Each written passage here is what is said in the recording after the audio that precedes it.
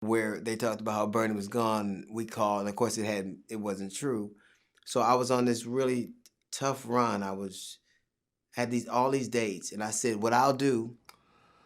Well, you had said that you felt like they worked him to death because he was doing Ocean's 11 at the time. I believe so, man, because, he told us that, man. Let me take you on a journey through Tinseltown's twists and turns, where Bernie Mac, the comedic icon, was more than just a face on the silver screen.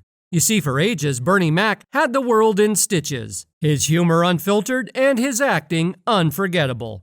From Ocean's 11 to the legendary The Bernie Mac Show, he had us all in the palm of his hand. But hold on to your hats, because when Bernie bid adieu to this world at the tender age of 50 in 2008, the story didn't end there.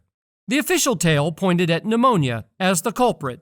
But oh boy, the rumor mill had other ideas. As time marched forward, the whispers grew louder and the speculations juicier.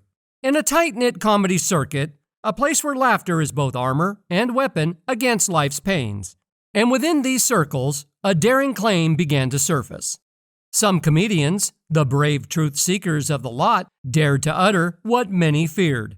Bernie Mac's demise might just have a shadowy tale lurking behind it. They're pointing fingers at the dark underbelly of Hollywood, a realm with its own set of rules and secrets.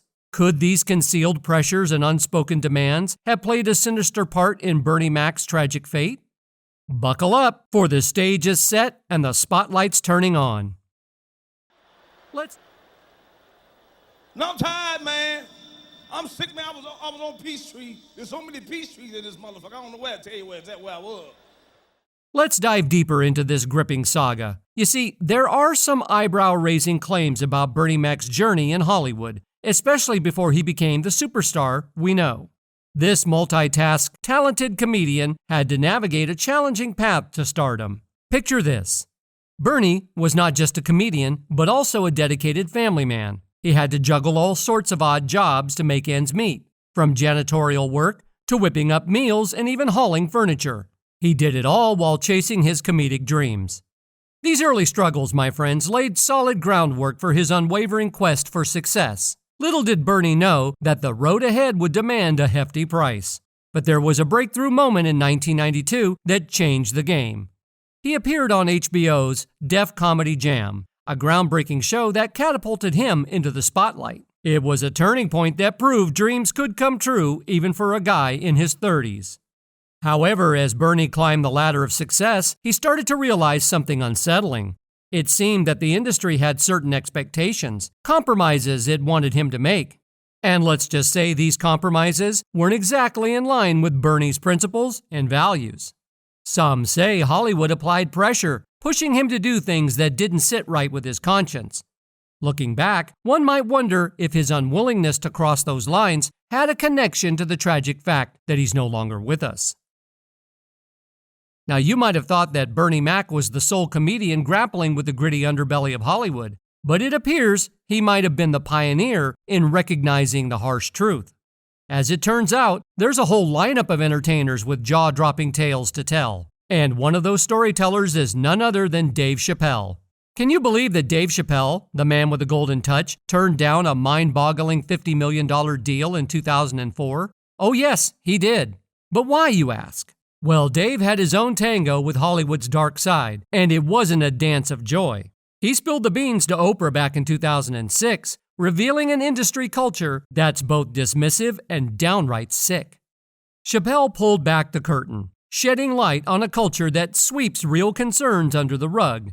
It's an environment where speaking up about certain industry issues, like men being pushed to wear dresses, can get you tagged as crazy. Can you believe the audacity of it all? Hollywood's secrets run deep, and it's a wild ride into the unknown. It's like when I see that they put every black man in the movies in a dress at some point in their career, I'll be connecting them down like, wow, these brothers gotta wear a dress. In the glitzy world of Hollywood, we've seen several black male comedians donning dresses and playing feminine characters on the small screen. Characters like Shannon and Jenkins from Martin and the infamous Medea have tickled our funny bones for years. But hold on to your hats, because while some found these portrayals hilarious, others saw them as a slap in the face to the dignity of black men. Dave Chappelle, much like Bernie Mac, falls into that second camp. During his sit-down with the one and only Oprah Winfrey, Chappelle spilled the beans on how the Hollywood machine pushed him to don a dress. It wasn't just a one-off suggestion. It was a persistent attempt by everyone, from the film's writers to the big-shot producers on set. They tried to sway him into slipping into that dress, but Chappelle didn't budge. He stood his ground, refusing to compromise his principles, just like Mac. I'm doing a movie with Martin. Yeah. The movie's going good. So I walk in the trailer. I'm like, man, this must be the wrong trailer because there's a dress in here. But hold on, folks, because it appears that Hollywood had more cards up its sleeve to play with Bernie Mac than just making him wear dresses. According to Reginald Ballard, who shared the screen with Bernie in the star-studded ensemble of Ocean's 11, Hollywood had Bernie working himself to the bone. Reggie Ballard, the man who shared the silver screen with Bernie Mac in the star-studded ensemble of Ocean's 11, spilled the beans about how Hollywood's relentless demands weighed heavily on the beloved comedian. Ballard didn't hold back when he revealed that during the production of Ocean's 11, Bernie Mac had confided in his fellow cast members about the punishing schedule he was being put through. Bernie laid it all out, explaining how he was stretched thin, doing so much that it felt like he was spinning plates. He had to rush and try to, do a lot of stuff, and, he felt that they didn't understand that it wasn't his fault.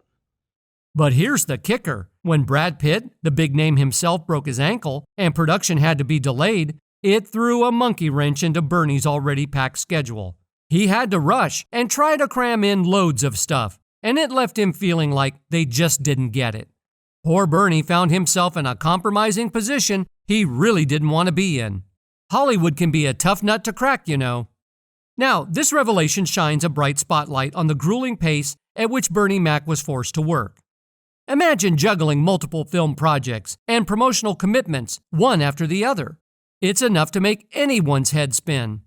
The pressures of maintaining such a demanding work schedule, all while dealing with health issues, started taking a toll on the comedian's well-being.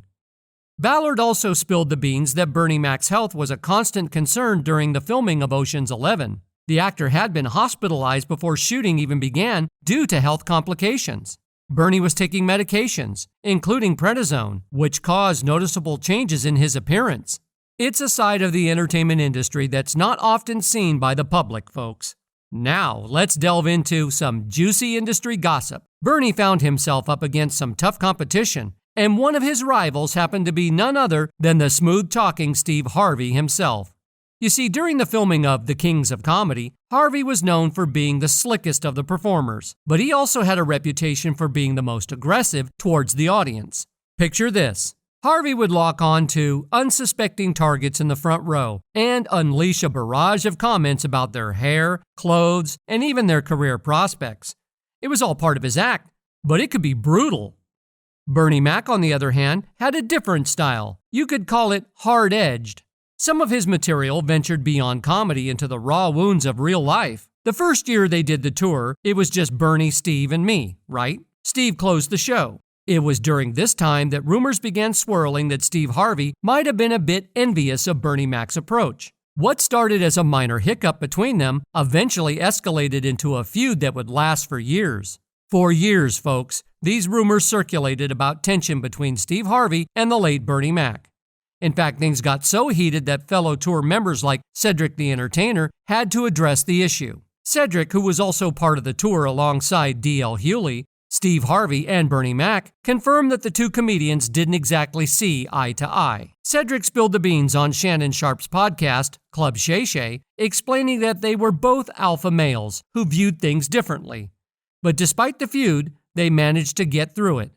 However, this beef had some real consequences. It prevented them from doing another tour together. Drama in the world of comedy? Who would have thought? And then Bernie started to get it. And then he could make his own decision. He could decide that this is what he wanted to do, and he made a different decision.